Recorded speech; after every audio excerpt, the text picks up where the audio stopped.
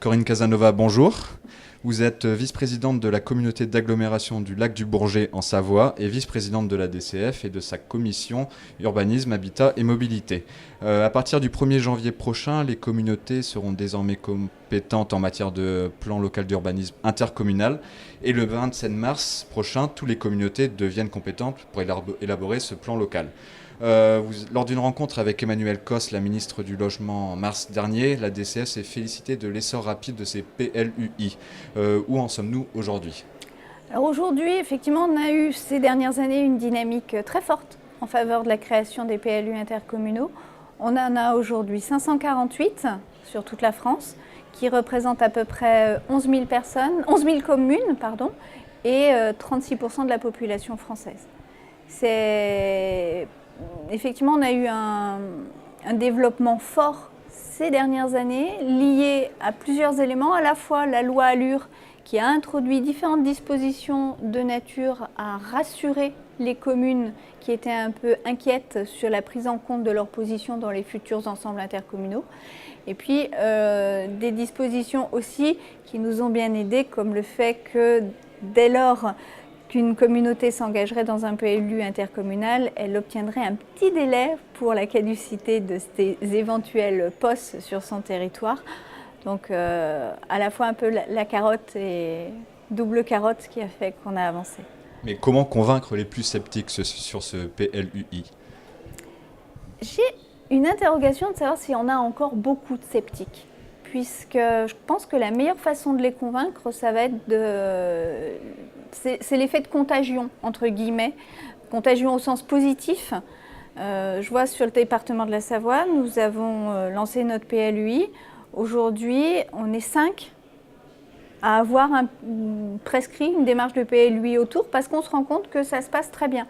Et sur les 548 dont je vous parlais, on n'a aucune remontée comme quoi il y aurait des difficultés.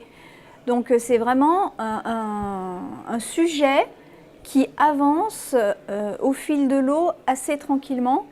Et je pense aussi que dans le cadre des fusions à venir, à la fois la question de l'urbanisme est une problématique à traiter et à la fois ça peut être une grande chance puisque quand on dit fusion, on dit projet de territoire, on dit développement économique, développement de l'habitat, développement des mobilités, comment on fait.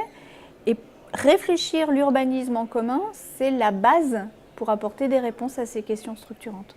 Et donc en quoi ce PLUI préserve les spécificités communales ? Ça concerne peut-être l'élaboration et une collégialité dans cette élaboration du PLUI ? C'est une collégialité effectivement dans l'élaboration, c'est pour ça que la loi ALUR parle de co-construction et de collaboration effectivement, puisque c'est le terme gardé. C'est aussi le sentiment, la volonté pour les maires d'être certains qu'à tous les stades de la procédure, ils seront bien associés et ils seront bien associés notamment dans la phase de décision. D'où la loi ALUR a créé la question de la conférence des maires, puisque dans certaines intercommunalités, le bureau n'a pas forcément tous les maires, selon la configuration et le périmètre. C'est aussi la nécessité de se dire pour un maire, s'il y a une disposition qui concerne uniquement ma commune ou essentiellement ma commune et qu'elle ne me convient pas, qu'elle convient aux autres mais qu'elle ne me convient pas à moi, est-ce que j'aurai la capacité de faire valoir ma position ? Oui, puisque lorsqu'un maire exprime sa désapprobation par rapport à un point précis, il est prévu qu'il y ait une nouvelle délibération avec des conditions de majorité différentes pour qu'il puisse avoir le temps de s'exprimer. Et je pense que lorsqu'on a remis ça bout à bout, on lève une grande partie des craintes. Et une dernière volet de crainte qui était formulée par les maires, c'est de se dire, on le voit, les documents d'urbanisme sont régulièrement attaqués. Si on a un très gros document, on cumule les risques d'avoir du contentieux et les dispositions qui sont rentrées dans la loi ALUR visant à permettre à la fois de retirer les éléments qui posaient problème et à la fois le fait de ne faire tomber que les dispositions qui intéressent spécifiquement une commune quand elles sont attaquées et non pas tout le document, apporte de la sécurité juridique qui était un point nécessaire pour aller de l'avant aussi. Dans un document d'information de la DCF, vous affirmez, donc la DCF, que le PLUI, il faut un délai moyen d'élaboration de 3,8 années.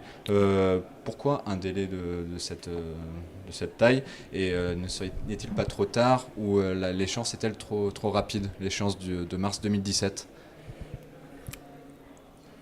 Je pense qu'un document d'urbanisme, ça se parle, entre guillemets. Si on veut que à la fois les élus en partagent les enjeux, qu'on arrive à le faire partager avec la population, le délai de 3,8 ans, il ne doit pas être beaucoup supérieur au délai d'élaboration d'un PLU dans une commune tout simple, sans la dimension intercommunale. Donc il y a un supplément d'âme et un supplément de temps au niveau de la collégialité me paraît pas incompréhensible. Et le délai du mois de mars 2017, ce n'est pas le délai pour arriver au bout, c'est le délai pour avoir engagé la réflexion. Les plans locaux d'urbanisme, les cartes communales, les plans de déplacement urbain ou les PCET, les plans climat, énergie territoriale, devront prendre en compte les objectifs du schéma régional, le SRADET. Comment articuler les différents schémas territoriaux, et notamment donc ces SRADET, avec les objectifs communaux, intercommunaux et régionaux?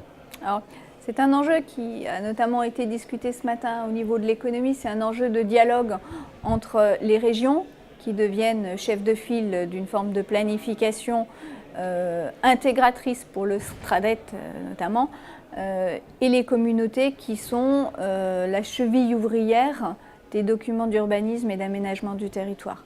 Donc aujourd'hui, je pense qu'il n'y a pas un mode d'emploi unique dans la relation communauté-région, puisque chacune a son histoire, chacune a sa façon de s'être développée. Mais l'enjeu est véritablement la co-construction du document et des allers-retours entre le haut et le bas. Peut-être je citais l'exemple de la région Rhône-Alpes sur la question du SRCE, qui était donc un document qui va rentrer dans ce schéma intégrateur. On a véritablement eu des allers-retours entre la région et les territoires infra pour bien comprendre la philosophie, pour ensuite accepter qu'il y ait une dimension qui ne soit pas réglementaire, mais qui néanmoins produise des effets sur le territoire communautaire. Tout l'enjeu, c'est donc de trouver cette voie du dialogue, puisqu'on nous dit qu'il faut la faire, mais à la différence un peu du PLUI, on ne nous donne pas complètement le mode d'emploi. Merci Corinne Casanova. Merci à vous.